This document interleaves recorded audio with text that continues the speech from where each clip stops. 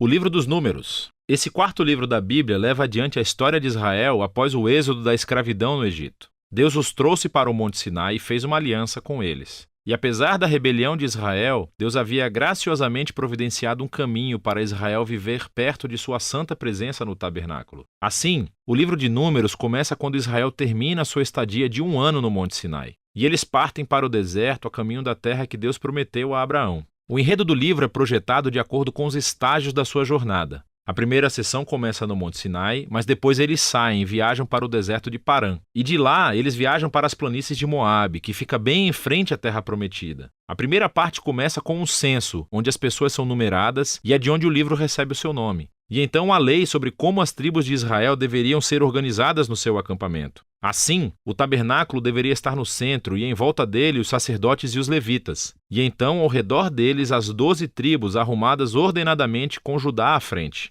Tudo isso fazia parte do simbolismo elaborado de como a presença santa de Deus deveria estar no centro da sua existência como povo. Tudo isso é seguido por uma série de leis que desenvolveram as leis de pureza do livro de Levítico. Se a presença de Deus estivesse entre eles, todo o esforço deveria ser feito para que o acampamento fosse puro, um lugar que pudesse acolher a santidade de Deus. No capítulo 10, a nuvem da presença de Deus se eleva do tabernáculo e guia Israel para longe do Sinai e para dentro do deserto. E imediatamente as coisas dão terrivelmente erradas. No capítulo 11, o povo começa a reclamar sobre a sua fome e sede e como querem voltar para o Egito. E no capítulo 12, os próprios irmão e irmã de Moisés começam a se opor e falar mal dele na frente de todo o povo. Essa viagem não está começando muito bem. A próxima sessão começa quando os israelitas chegam ao deserto de Parã, a meio caminho da terra prometida. E Deus diz a Moisés para enviar 12 espiões, um de cada tribo, para que eles possam espiar a terra prometida. Quando todos os espiões retornam, 10 deles dizem que não há chance de Israel sobreviver lá porque os cananeus os destruirão. Mas há 2 espiões, Calebe e Josué, que dizem que Deus pode salvá-los. Mas os 10 levam as pessoas a uma fúria medonha e começam a planejar um motim. Eles vão nomear um novo líder e voltar para o Egito. Então Deus fica compreensivelmente irritado e Moisés intercede em favor do povo.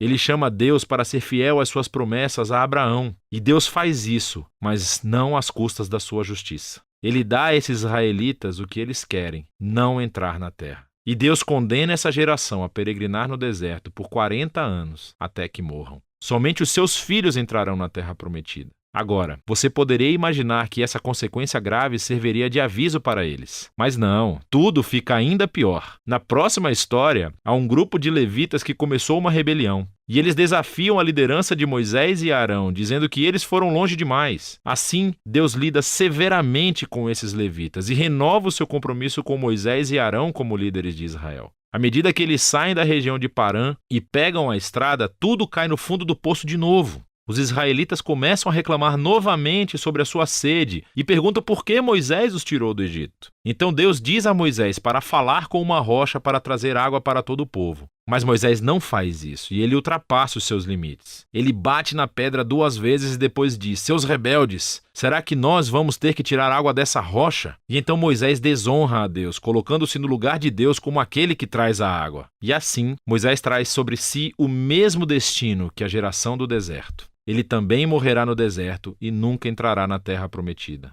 Depois disso, os israelitas se rebelaram novamente, e Deus traz um juízo muito estranho sobre eles, serpentes venenosas para vir e morder o povo. E assim, Moisés novamente intercede em nome do povo. E Deus diz a Moisés para fazer uma serpente de bronze e levantá-la em um poste. Quem olhasse para essa serpente seria curado da picada venenosa. É um símbolo muito estranho, mas está à altura do desafio que Deus impôs: ser fiel à aliança. Ele está certo em trazer justiça ao mal e ao pecado dos israelitas. Mas até a justiça de Deus se transforma em uma fonte de vida para aqueles que buscarão a cura de Deus. A partir daqui, as pessoas vão para as planícies de Moabe. E a primeira parte principal dessa sessão se concentra na figura estranha de Balaão. O rei de Moabe está assustado com esse grupo enorme de pessoas que viaja pelo seu território. Então ele contrata um feiticeiro pagão, Balaão, para amaldiçoar Israel. e 3 vezes diferentes Balaão descobre que não pode amaldiçoá-los. Ele só pode pronunciar bênção sobre Israel. Lembre-se da promessa de Deus a Abraão em Gênesis 12. Assim, Balaão não só não pode amaldiçoar Israel, mas Deus realmente lhe dá uma visão sobre um futuro rei israelita que um dia trará a justiça de Deus a todas as nações. Essa visão lembra a promessa de Jacó a Judá em Gênesis capítulo 49. Vale a pena parar para refletir sobre o fluxo do livro até agora. As histórias de rebelião no deserto se amontoam, ficando cada vez piores.